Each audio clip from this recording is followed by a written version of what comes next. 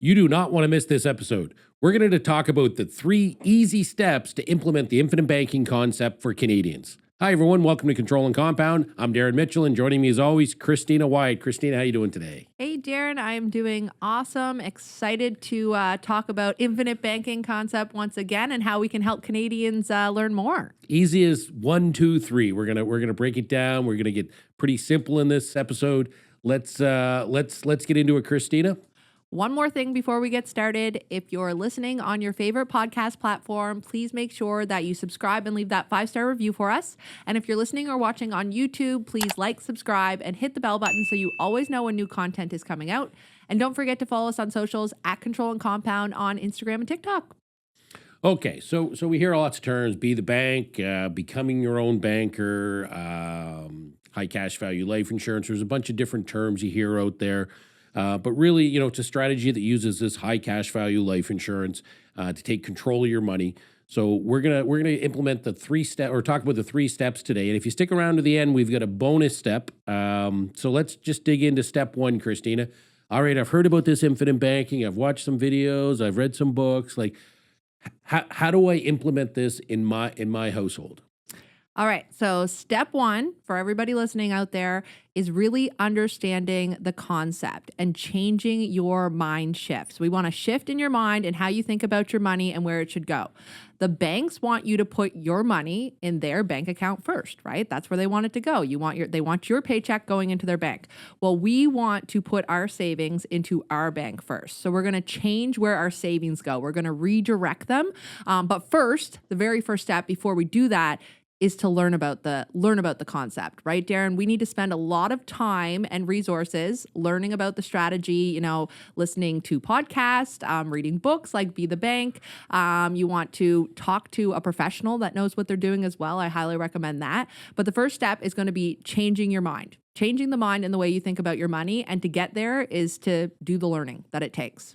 Yeah, and just to continue on with that first step, you have to use the right policy. So when we say the right policy, we mean optimally funded. So that's, we're minimizing the death benefit, we're maximizing the cash value, max funded, all kinds of terms for it. But we want it to be as high in cash as we can based upon the deposit. And then people always ask, how much should I put in? Well, there's a couple kind of, some people use the 10% of your income as the minimum that you should be saving, and this is a perfect spot to save.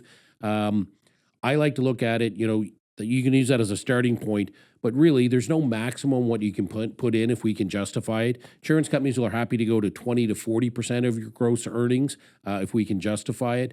And then if you have a corporation or real estate assets, we can put a lot more in there. And I look at it saying, well, great, I kind of think of it like an opportunity fund. I want to take advantage of lots of opportunities, so I want to fund this as much as possible. And really, we do that sometimes by finding the money. We just redirect money you're saving in other places, or money you're wasting needlessly and unnecessarily on taxes or fees. If we can redirect some of that money, then you can really start increasing your savings. And that's really what step 1 is building your savings, finding the ideal place to save your money. Yeah, and we'll get this question that we hear a lot too out there for sure. Well, why wouldn't I just buy term insurance and invest the difference? That's a pretty solid question people have. So the first thing that I want to point out is that investing is not saving, and I say it a lot. So investing, you do not have control of your money. In your savings account, in the bank, you don't really have control. In this, you have full control of your money. So the problem out there for a lot of Canadians is they're just not saving. Like, if we look at stats on how much people are putting away for savings each month, each year for Canadians, it's very low. We're not savings, right? We're not saving, and it takes a discipline to be able to do that. And implementing one of these policies or setting up your savings account with a systematic savings deposit into it is going to put that financial discipline in place, right? You're going to actually be saving. So I think that's a big, if you buy term and you invest the difference, that's not setting up a savings plan, right? That's investing and buying a term insurance policy. Another point on that is, a whole life policy actually includes that term insurance that you're talking about. It is life insurance at the end of the day. So you have a savings account with that term insurance. You also have a lot of other benefits that come with it, right? So not only do we have a death benefit, we have uninterrupted compounding for life. We have returns So if you wanted to compare this to buy term and put it in a savings account, well, inflation's going to hit that savings account pretty quick. We've got a pretty fair return inside of the policy that we make. We also have, those tax savings, which are huge, obviously. You're not going to get that when you buy term and invest the difference. So this is your savings account. And going into our next step, we actually can invest too. So I'm not saying don't invest, right? I'm saying first step is to get that systematic savings and plan in place, get those savings ready to then move on to step 2, which is taking advantage of those opportunities and those investments, right? Yeah, I love that, Christina. And I've been doing this a long time, and my experience is people that buy term insurance, they buy term and they spend the difference. That's really what most people do is they don't end up saving the money they thought they would. 100% cash value life insurance, I think, is the best place to save your money. But that financial discipline of knowing, you've got a monthly or annual payment that you're going to make. All of a sudden, fast forward a couple of years, you're like, oh, I could actually a big lump of money here that I can use. Which brings us to step 2: is how do you use the money, and how do you act like a bank, and how do you have the money go to work for you? Well, so we have this policy cash value, and this is going to grow tax free for the rest of your life. Okay, and we have this death benefit that's going to start higher than the cash value, and it's going to increase for the rest of your life, pay a tax-free death benefit. And we're going to be able to leverage that cash value. So we take that cash value and we say, great, let's borrow 90% of it, and say, why don't we borrow 90% of it? So our money's still in the policy. Whether we borrow or don't borrow, the cash is still in the policy. We're not using our own money. We're borrowing the insurance company's money. Money's in the policy. Money's providing a death benefit. And your money's taking advantage of an investment opportunity.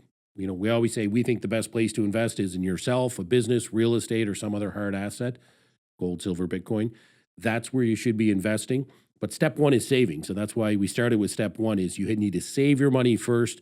And in our case, compound it for the rest of your life, provide a death benefit, and do that and do that investment opportunity.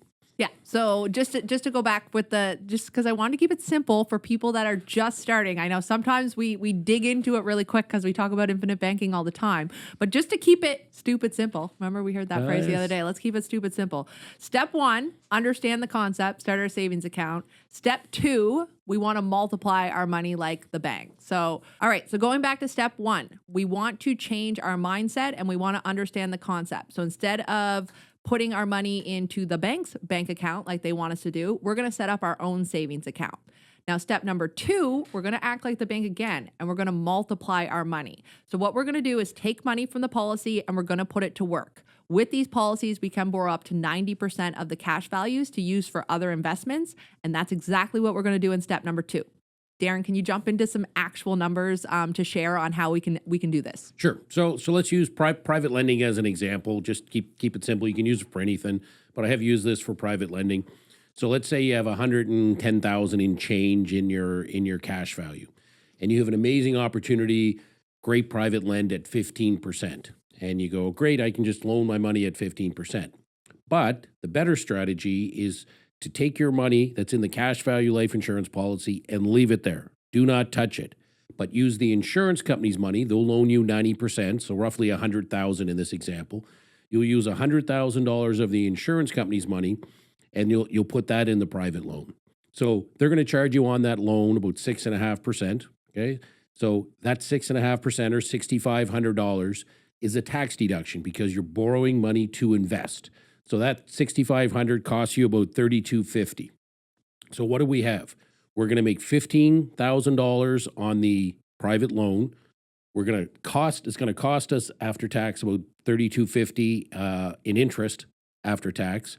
Plus, remember, our full $110,000 is still inside the policy, growing at 5 or 6%. So we're going to have another $5,000 or $6,000 tax-free growth in the policy, and we're still providing a death benefit. So we've got our money in the policy, completely unaffected by the loan, and we have the death benefit, and we've done the private loan. So now we've multiplied our money, so our dollars in more than one place at the same time. This is exactly the strategy the banks use. When you deposit money into a bank doesn't put the money in a vault and leave it there. They keeps the money in motion and loans that money out and has it working in multiple places. So we want to copy what the profitable banks and the wealthy do, just for regular Canadians. Yeah, absolutely. Love that.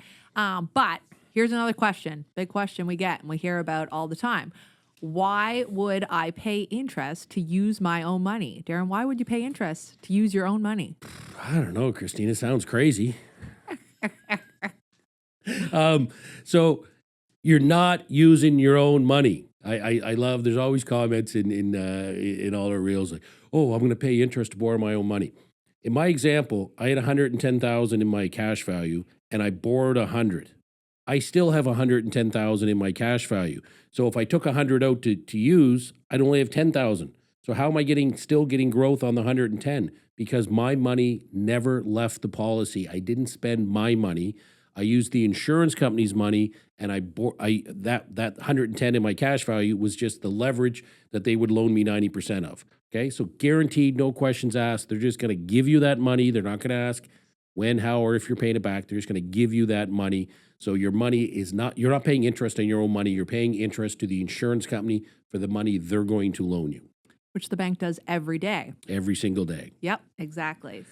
All right, so that's kind of step 2. Now, so one more step, Christina. Step 3. Is this one going to be hard? No, this one isn't going to be hard, but it is going to be important. So in the early years, you had mentioned that with these, when we take these loans for our other investments, multiplying our money, it's if you want to pay it back, right? Well, in the early years, it's not an if. We do want to pay it back. So step number 3 is going to be repay your loan. So include the loan repayment in your exit strategy when you're doing different investments. You want to make sure that you include it. Maybe you're paying it back monthly. You don't have to. Maybe in your private lend example, you're probably just going to wait until you get that principal and that interest back and pay the whole thing. But you have full flexibility on how you do it. But you absolutely do want to pay that loan back. Then you want to rinse and repeat. You want to continue doing this over and over and over again, as many times as you can, flowing the money through the policy back out to those investments, building up your assets on the outside while still having your nice, steady as she goes, cash value life insurance building up inside, right? So step number 3 is going to be pay the loans back, rinse and repeat. So let's say you borrowed for 10 deals. Now you have 11 assets, so 11 sources of other income plus this policy in place. And that's the beauty of it, right? Because we still have this policy doing exactly what it's been doing the entire time. It's almost boring, but I love it because it's a good boring. And then we've got our money working outside. And as long as we follow the 3-step strategy, it's going to continue doing exactly what we want it to do. Multiplying that money, having that uninterrupted compounding, having the death benefit for our family. We got protection built in the background as we're doing this, right? We've got creditor protection. We've got death benefit protection for the family. And all the while, we're doing exactly what we would have been doing anyways. We've just added a couple extra steps to your investment strategy, right? We've added a couple extras that's just going to make everything else better. Yeah, I love that. Like, you can invest in one thing like most people do and hope it goes up in value for the next 20 or 30 years. Or you can do our strategy where it's guaranteed to go up in value tax-free for the rest of your life. And in your example, we did 9, 10, 11 additional deals along the way.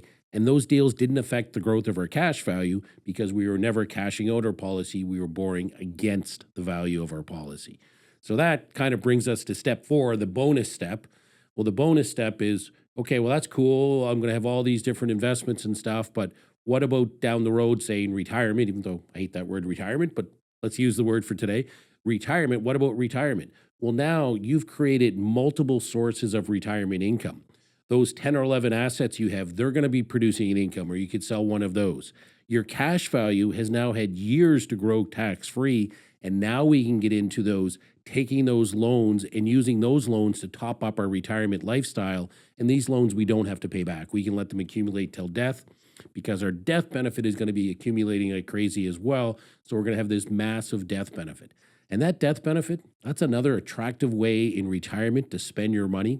If you've got millions of dollars of death benefit, maybe you can leverage some income properties. Maybe you could get a line of credit against your house. Maybe you can spend other assets all the way down to zero. We talk in the Be the Bank book about 5 different strategies. But you are going to have a retirement income that's probably at least double the traditional way if you never take a loan. But if you take multiple loans along the way and buy other assets, now you're going to have, 5, 10 times higher income. at the same time reducing your retirement risks. Because we talk about all those retirement risks of what if I live too long? What about taxes? What about interest rates? What about market crashes? Well, we're protecting you against all those retirement risks that most people face and really allows you to spend your money more freely and tax efficiently. And that's the key. We don't know what taxes are going to be down the road, but we know they're going to be higher. I want to be in a tax-free environment. I want to have multiple sources of income, not just one. So that's kind of the bonus step is, on top of all this, you're going to be a lot wealthier, make all kinds of money, and then you're going to have an amazing tax-free, stress-free retirement. Yeah, no, that's great, Darren. And I think you just kind of scratched the surface. So for everybody listening, if you want to learn more about those retirement strategies, we do have specific podcasts just on the Insured Retirement Program. We've got podcasts on spending your assets differently, ticket to spend your own money. So really, if you want to learn more about how this strategy can work for you, click the subscribe button, click the bell button so you always see our new content coming out, because going back to step number one, we got to change that mindset. We've got to do the mind shift and learnings how that's going to happen. Awesome. All right. Thank you. Thanks for watching. Thanks for listening. Have an amazing day. Thanks for watching this episode of Control and Compound. Don't forget to subscribe and hit that bell button so you never miss a new episode. And if you're ready to learn more, head to our website, controlandcompound.com. The link's below.